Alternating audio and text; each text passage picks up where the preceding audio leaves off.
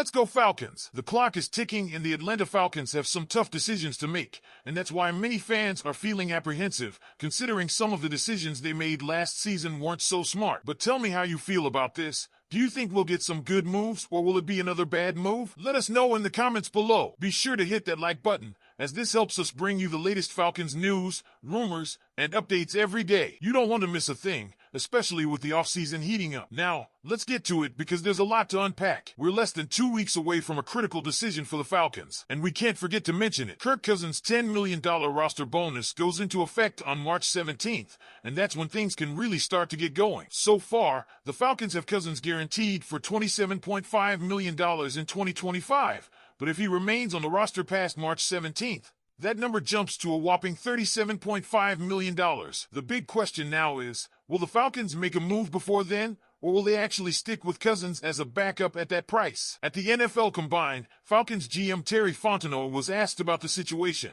and he stuck to the same message we've been hearing for weeks. Nothing has changed with Cousins. Atlanta is holding firm, but the real question is, how long can that last? ESPN insider Adam Schefter just dropped some major insight into this, saying that while the Falcons are standing pat for now, that could shift at any moment. And let's be real, Cousins doesn't want to be a backup. No quarterback making that kind of money does. Schefter said, they're not letting him go anywhere. We'll see if they continue to uphold that stance in the days and weeks to come. Kirk Cousins obviously, I'm sure, doesn't want to be there. He wants a chance to play, but by the time Atlanta moves off him, if it even moves off him, these musical chairs might be filled up with other players. And that's the key issue here. If the Falcons wait too long, the quarterback market could dry up, leaving Cousins without a clear destination and making a trade even harder. Let's not forget how we got here. The Falcons signed Cousins to a 4-year, $180 million contract just last offseason, expecting him to be the franchise quarterback. But things did not go according to plan. In 14 starts, he completed 66.9% of his passes for 3,508 yards, 18 touchdowns,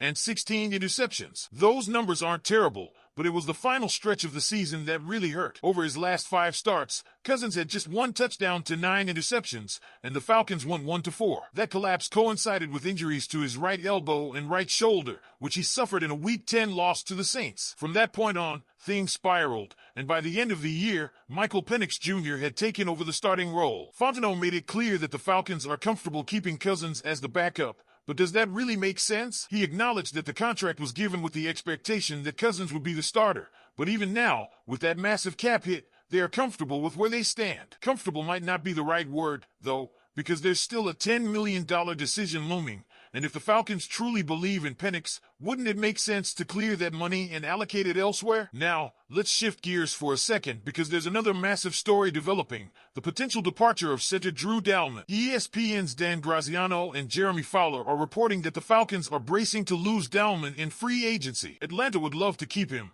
but they know there's a strong chance he gets a much bigger payday elsewhere. Dalman, a 4th-round pick in 2021, has quietly become one of the best centers in the league, particularly in the run game. Despite missing some time due to injury, he graded as one of the top centers in the NFL in 2024. His 78.8 overall grade ranked 4th out of 64 eligible centers. His run-blocking grade was 5th, and even though his pass blocking wasn't elite, he was still a key piece of this offensive line. And here's the kicker. Dalman is expected to reset the center market. The highest paid center in the league right now is Kansas City's Creed Humphrey, who makes $18 million per year. Dalman might not surpass that, but he's expected to come close, which could price him out of Atlanta's range. The Falcons are already $5 million over the cap, so it's not like they have a ton of flexibility. Unless Dalman is willing to take less money to stay, it's looking more and more like he'll be playing elsewhere in 2025. So here's where things stand. Falcons fans, the team has some major decisions to make in the coming weeks. Will they cut ties with Cousins before that $10 million roster bonus hits? And if they do, where does he land? Or will they shock everyone and keep him as the league's most expensive backup? Meanwhile, can they find a way to keep Dalman?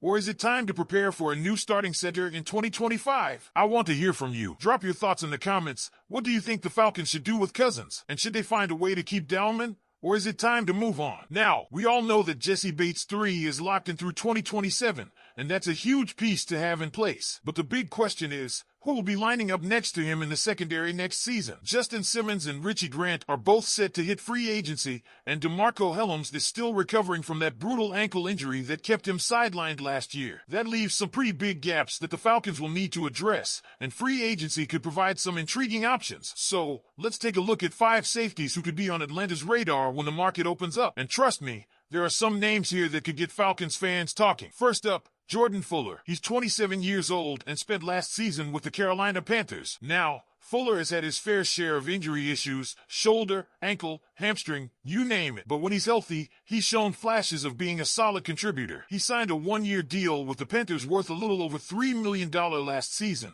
which means the Falcons could likely bring him in on a similar prove-it deal. Oh, and let's not forget, he already has a connection with Falcons head coach Raheem Morris from their time together in Los Angeles. That could be a big factor if the Falcons are looking for a budget-friendly option. Next, we've got Jeremy Chinn. This one's interesting. Chinn just finished a career year with the Washington Commanders, starting all 17 games and racking up 117 tackles, 2 sacks, and an interception. Last offseason, his market wasn't super high because he was coming off an injury, but he bet on himself, signed a 1-year deal with Washington, and made the most of it. He's got ties to Dan Quinn and Joe Witt Jr., so there's a good chance he stays in Washington. But if he hits the open market, the Falcons could make a play for him. He's versatile, he's physical, and he could be a great fit next to Bates. Now, let's talk about the possibility of simply bringing back Justin Simmons. He might not have put up the big splash plays last year, but he's still a Pro Bowl level safety with a ton of experience. He knows the system, he's well respected in the locker room, and if the Falcons are looking for stability rather than a complete overhaul, keeping Simmons around for another year might not be the worst idea. The big question here is whether his market will drive up his price beyond what Atlanta is willing to pay. Another name to watch? Aston Davis from the New York Jets. Now, Davis isn't necessarily a big-name free agent,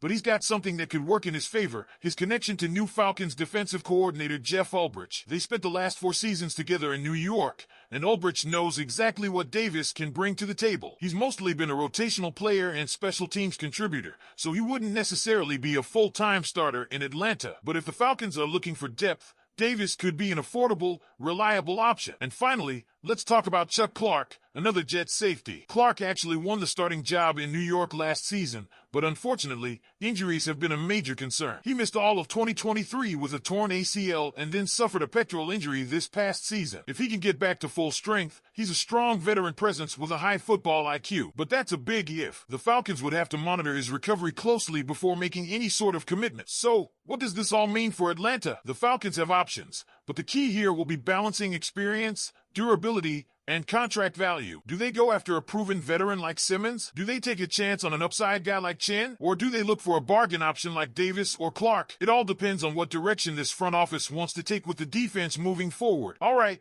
now it's your turn, Falcons fans. Drop a comment down below and let me know which of these safeties you'd like to see in Atlanta next season. Should the Falcons re-sign Simmons, take a gamble on an injured player, or go for a rising star? Let's hear it. And don't forget, hit that subscribe button so you stay up to date with all the latest Falcons news. Go Falcons!